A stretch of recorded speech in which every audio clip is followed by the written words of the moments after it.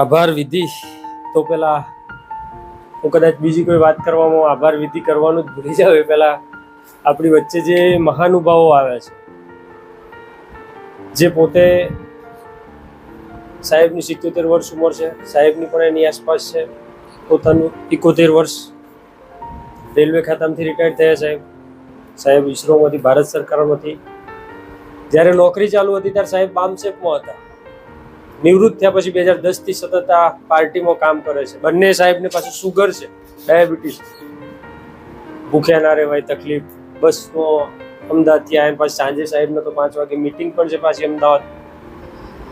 આ ઉંમરે આ સાહેબ શ્રીઓનો જે એક સંઘર્ષ જ છે ને, આપણને આ જિલ્લામાં આપણે ફોનથી મેસેજથી વાત કરી તો આપણે આટલા ભેગા થયા, ઘણા બધા લોકોનો આપણો સંપર્ક કર્યો. આપણે યુવાન છીએ છતાંય આપણને આળસ છે, ધગશ નથી, ક્યાંક ને ક્યાંક આપણે શું ખોઈ બેસીએ છીએ દિન પ્રતિદિન એ પણ નથી ખબર. તો પહેલા તો હું બંને મહાનુભાવોનો ખૂબ ખૂબ આભાર વ્યક્ત કરું છું કે જે ઉંમરના એક આ પડાવે એમને શું ઘટે છે, શાંતિથી એસી ચાલુ કરીને અમદાવાદની સિટીમાં અમને જેમ મન ફાવે એવું સારી એવી નોકરી, સારું એવું મળે છે, પણ એમને જે મેળવ્યું છે જેના ખાતર એ ઋણ અદા કરે છે આ ઉંમરે પણ સતત. તો બંને મહાનુભાવોને ખરીદી ખૂબ આભાર. હવે હું આજે મળ્યા છીએ તો થોડીક વાત હું અહીંયા એ કરું છું કે પૃથ્વીના હરેક જીવનું કલ્યાણ થાય, સબકા મંગલ હો, હરેક જીવનું, અને સૌનું સ્વસ્થ મુક્તિ થાય. આ બહુજન વિચારધારા તથાગત બુદ્ધની, ત્યાંથી આપણી શરૂઆત થાય છે. સૌનું કલ્યાણ થાય, કોઈ જાતિ પાતિ, કોઈ દરેક જીવ માત્રનું પૃથ્વી પરનું. આ વિચારધારાના આપણા વારસદાર છે, જે બુદ્ધના જ્ઞાનને વિશ્વના દેશો નમે છે, એ બુદ્ધને સ્વીકારે છે વિશ્વ. હાલ પણ એ તથાગત બુદ્ધના ચરણોમાં નમન કરું છું અને મારી વાત શરૂઆત કરું છું. ત્યારબાદ આપણે ચંદ્રગુપ્ત મૌર્ય, જે ભારતનો સુવર્ણ યુગ કહેવાતો હતો, સોનાનો યુગ, સોનાની ચકલીઓ હતી એ સમયમાં.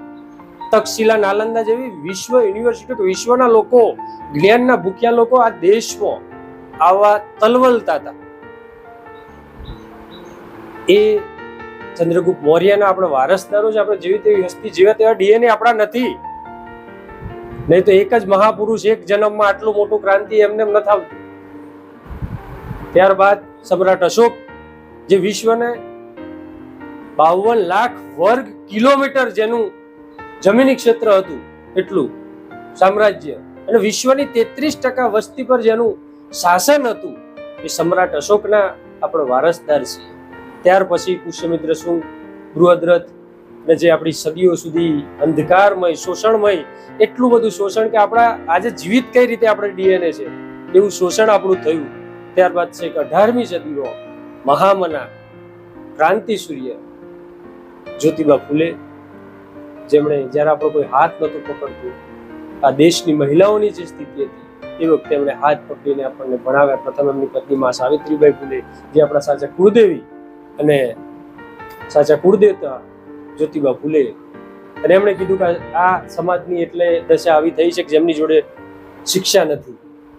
ત્યારબાદ છત્રપતિ શાહુજી મહારાજ, જે અનામતના જનક, અને ત્યારબાદ પેરિયાર ને ડોક્ટર બાબા સાહેબ, જે જ્યોતિબા ફૂલે શિક્ષાની વાત કરી, એ જ શિક્ષા બાબા સાહેબ એટલી બધી મેળવી કે વિશ્વના 192 દેશ જેનો જન્મદિવસ ઉજવે છે, એવા મહાપુરુષ જેમના સંઘર્ષોના કારણે આજે આપણે જે કણ સ્વાભિમાનથી આપણે જીવી શકીએ છીએ, આજે એ મહાપુરુષ એક એક દિવસ, પ્રત્યેક જીવનની સેકન્ડ આપણા માટે ખર્ચી છે. ત્યારે આજે આપણે આ જીવીએ છીએ આટલું સ્વાભિમાનથી. જીવન તો પશુ પણ જીવે છે, પણ જે આ સ્વાભિમાનથી જીવીએ છીએ એ મહાપુરુષ, જે સંવિધાન રૂપે આજે પણ આપણી આ રક્ષા કરે છે. હવે બાબા સાહેબે જીવતે જીવ આપણી જે સદીઓ પુરાણી જે જંજીરો, ગુલામી હતી, જે બર્બરતા ભર્યું જીવન હતું, એ જીવતે જીવ આપણને આઝાદી અપાવી દીધી હતી. આમ કોળીઓ મોઢે મૂકવાની તૈયાર હતી.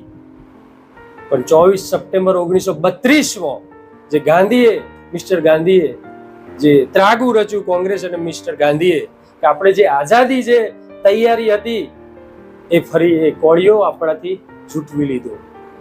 અને બાબા સાહેબ ત્યારબાદ એમનું બાકીનું જીવન 32 સુધી તો આપણને બાબા સાહેબ આપણા માટે તમામ બાબતો આપણા માટે મેળવી લીધી હતી. આ દેશમાં અંગ્રેજો જોડે દલીલો કરીને લડીને સાચી સ્થિતિ આપણી બતાવીને ત્યારબાદ 1952 સુધી બાબા સાહેબ સંઘર્ષ કરે છે આ ગુના કરાર સામે. ત્યારબાદ બાબા સાહેબ 1956 પછી આપણી વચ્ચેથી વિદાય લે છે. એ 11મો દિવસ. ત્યારબાદ એ સમયની મોજૂદા સરકાર કોંગ્રેસ, જેને બાબા સાહેબને આપણા દેશમાં આવા મહાન હસ્તી, આજે જેને 192 દેશ જેને જન્મ દિવસ બનાવતો હોય, જેની પાસે આટલી ડિગ્રી હોય, જેના પ્રોબ્લેમ રૂપી નામના એનાથી વિશ્વની બેંકો ચાલતી હોય, આવા વિશ્વ જ્ઞાની વ્યક્તિને આપણા દેશ વતી એના વિચારોને એમને ભૂલાવી દીધા હતા. એ હદ સુધી ભૂલાવી દીધા કે 1935માં જે કાંચીરામ સાહેબનો જન્મ થાય, પોતે સાયન્ટિસ્ટ, અબ્દુલ કલામથી પણ વધારે ઉપરની ડિગ્રી, એ વ્યક્તિ માત્ર બાબા સાહેબને ઓળખતા હતા, એના સંઘર્ષો, એના કાર્યોથી. ખુદ સાયન્ટિસ્ટ નતા ઓળખતા. સમજી શકો તમે એક સામાન્ય વ્યક્તિનું શું, ખુદ સાયન્ટિસ્ટ આ ગજાના વ્યક્તિ બાબા સાહેબના સંઘર્ષોને નતા ઓળખતા. તો પછી જયારે એમને ખબર પડે છે, સાહેબ કીધું મનીલેશિયન કાસ્ટ એક રાતમાં 3 વાર વાંચે છે ને એ જે પોતે પ્રતિજ્ઞાઓ લે છે, જે બુદ્ધની 5 પંચશીલ કહીએ છીએ, પ્રતિજ્ઞાઓ જ હતી. અને તથાગત બુદ્ધ પછી આ બહુજન ઇતિહાસમાં બહુજનો માટે જો કોઈ પોતાનું ઘર પરિવાર છોડ્યું હોય તો એ માન્યવર કાંચીરામ સાહેબ છે. અને એમની સાથે કદમથી કદમ મિલાવીને બહેન કુમારી માયાવતી છે, જે બહુજનો માટે ઘર છોડે છે. કદાચ તથાગત બુદ્ધ તો લગભગ ફરી પાછા પણ ઘરે બુદ્ધિ સત્વ બનીને જાય છે ફરી પાછા. કાંચીરામ સાહેબ એમના પિતા બાજુના ગામમાં જ મૃત્યુ પામે છે, બોલાવે તો છતાં જાતા નથી. એ હદ સુધી એમણે સંઘર્ષ કર્યો છે, આપણે કલ્પના કરી શકીએ. પોતાનું આ જીવન સમર્પિત કરી દીધું છે. જે બાબા સાહેબનું જે વ્યવસ્થા પરિવર્તન, જે ક્રાંતિરથ આગળ વધારવાનો હતો બાબા સાહેબનો, જે આગળ નતા વધારી શકે, એને સાચા અર્થમાં માન્યવર કાંચીરામ સાહેબે વધાર્યો છે. અને એમની સાથે કદમથી કદમ મિલાવીને બહેન કુમારી માયાવતીજી, જે એક મહિલા તરીકે 20-21 વર્ષની ઉંમરે પોતાનું ઘર પરિવાર, પોતાના લગ્ન પોતાના સ્વાર્થ માટે નહીં, બહુજનો માટે, આપણા માટે, દેશના પીડિત, શોષિત, ગરીબ, વંચિત મહિલાઓ માટે પોતાનું જીવન સમર્પિત કરે છે. અને આ જીવન નિષ્કલંક, આજ દિન સુધી નિષ્કલંક અને પવિત્ર જીવન જે જીવે છે એ બહેન કુમારી માયાવતીજી, આર્યન લેડી, જેમણે આપણી શાસનમાં લખનૌમાં જે આંબેડકર પાર્ક બન્યો છે, એ જ્યારે સત્તા હોય છે ત્યારે બધા એન્જિનિયરોને બોલાવે છે, એમની જીવનની ઘટના કહી દો.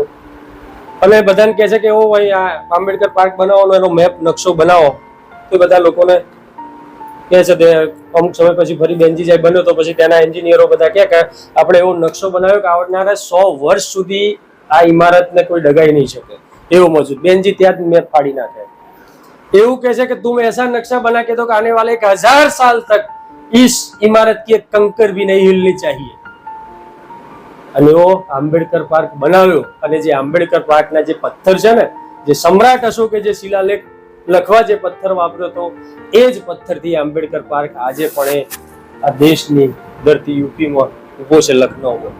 એવા બહેન કુમારી માયાવતીજી, આજે જ્યોતિબા ફૂલે મહામના ક્રાંતિ સૂર્ય, જે ક્રાંતિના બીજ વાવે છે, જે મશાલ સળગાવી છે, જે ચક્ર ફરતું છત્રપતિ શાહુજી મહારાજ, પેરિયાર, બાબા સાહેબ, કાંચીરામ સાહેબ ને કાંચીરામ સાહેબે પોતાની હયાતીમાં, પોતાના જીવનમાં 15 ડિસેમ્બર 2001 હોશો આવાસમાં કહે છે કે મેં ये कारोबार ज्योतिबा फूले ने चलाया था, उसके बाद छत्रपति शाहूजी महाराज ने, पेरियार ने, बाबा साहब ने, आज मैं चला रहा हूँ. और मैं भी ज्यादा दिन, जो जन्मता है वो मरता है, मैं भी ज्यादा रहने वाला नहीं हूँ, मगर मेरी गैर हाजिरी में आप बहन कुमारी मायावती जी को सहयोग देना, साथ देना અને ઉત્તરાધિકારી આપણને સોંપે છે. તો આજે આપણે એટલા બધા ગુમરાહ છીએ કે ગમે ત્યારે બાપ બનાવી દઈએ છીએ. મારા કેવું પડે છે, ઘણા બધા ગ્રુપોમાં, સોશિયલ મીડિયામાં જોતો હોય કે ખુદ મહામના કાંચીરામ સાહેબે પોતાનું જીવન સમર્પિત કર્યું છે, એ પોતાનો ઉત્તરાધિકારી સોંપવામાં કઈ ભૂલ કરે આપણને? તમે કરી શકો, તમારું ઘર, તમે સામ્રાજ્ય ઉભું કર્યું હોય તો ગમે તેવા છોકરાને તમે ચિંતા કરતા હોય, એક આપણું ઘોસલું બનાવીએ તો આ તો આ સામ્રાજ્ય સત્તા સ્થાપી છે, તો આજે બહેનજીને આપણા જે સાચું નેતૃત્વ છે એને ગુમરાહ કરવા આજે બસપાની એ સ્થિતિ છે કે આજે હજુ પણ આપણે નહીં જાગૃત થઈએ. આ કઈ કોઈના ઘરની પોતાના એ નહીં, પણ આપણા અસ્તિત્વની લડાઈ છે. તમારા ઘરમાં જે બાળકો છે, તમે કલ્પના કરો કે જો આજે આપણે કામ નહીં કરીએ તો આવનારા 10 વર્ષ પછી, આવનારા અમુક વર્ષો પછી એના જીવનમાં ક્યાં હશે? એના માટે તમે આજે શું તૈયારી છે? શું છે સરકારી નોકરી ક્યાં છે? પ્રાઇવેટમાં કેવું જીવન છે? જે નોકરી પ્રાઇવેટ કરે છે એને પૂછો. તો આજે પણ હજુ આપણી સ્થિતિ એટલી બધી આજે લડી શકીએ એવું છે. આપણા યુવાન છે. પહેલા તો શરૂઆત આપણા ઘરથી કરીએ, આપણા પરિવારથી, આપણા સગાવાલાથી, અને પછી ગામમાં પરિવાર જ્યાં જ્યાં તમે પહોંચી શકો ત્યાં. અને મેં પહેલા પણ કીધું કે તમે તમારું ગામ ભેગું કરો, મને ફોન કરજો, હું આવીશ. તમે ના સમજાઈ શકતા હોય ગમે ત્યાર માટે હું એના માટે બંધાયેલો છું. પણ એક આ સાચી જે લડાઈ છે એ ક્યાંક દબાઈ છે, અને જે ગધેડા છે એ ચમનપાટ ચાટે છે ને ઘોડા સૂકા ઘાસ માટે ફાફા મારે છે, એવી સ્થિતિ છે. તો આ જે સાચું બહુજન આંદોલન જે છે, મહામના જ્યોતિબા ફૂલેથી લઈને બહેનજી સુધીનું, જે બસપા જે છે, બાબા સાહેબે અંતિમ સમયમાં કીધું કે આ ક્રાંતિરથ તમે પાછો આગળ ના વધારી શકો તો પાછળ ના જવું જોઈએ. તે ક્રાંતિરથ તો આ બસપા છે, અને આને આગળ નહીં વધારવો તો પછી બીજું આપણને. અને ભારતમાં એવો કોઈ નેતા તમે મને બતાવો આજે કે આવનાર 100 વર્ષમાં બસપાની આસપાસ પહોંચી શકે, નાટક કરી શકશે મદારીની જેમ. બેનજીનું હરેક સ્ટેટમેન્ટ, હરેક શાલીનતા, હરેક બાબત તમે જુઓ એકદમ શિલાલેખ પર લખેલા લેખની જેમ કટિબદ્ધ હોય. એવું નહીં કે મેં બી શાદી નહીં કरूंगा અને પછી લગ્ન કરી લે એનીથી નાની ઉંમરની ગ્રીન ટી પીવા. એ બેનજીનું એ મહાપુરુષ છે, જીવતા જિંદા દેવી છે, જેને આપણે સાત સકાર ગુજરાતમાંથી કઈ રીતે આપણે અને આપણા જિલ્લામાંથી કઈ રીતે. તો તમે જે આજે આવ્યા છો, તમને ક્યાંક ને કોઈક પુણે સમાજ માટે લાગણી છે. તો એ લાગણી મેં વિધાનસભાની કમિટી જે બોડી બનાવવાની સાહેબ કહે છે, તમે પોતાની જવાબદારી આજે સ્વીકારો મજબૂતાઈથી. આપણે તમામ જો બધાને ભાઈ ઘર પરિવાર બધી તકલીફ છે. સાહેબની આ ઉંમર જુઓ તો આપણને તો પોતાના પર શરમ આવો. પહેલા તો આપણે પોતાનો સમય યોગદાન જે મહિને અઠવાડિયે દિવસે મળે આપણે મળીએ. અને આટલા જણા આપણા જો મન ભરીને આજે મક્કમ કરીને સંકલ્પ લઈશું ને તો મહીસાગર જિલ્લામાં ક્રાંતિ લાવવામાં આપણને કોઈ નહીં રોકી શકે.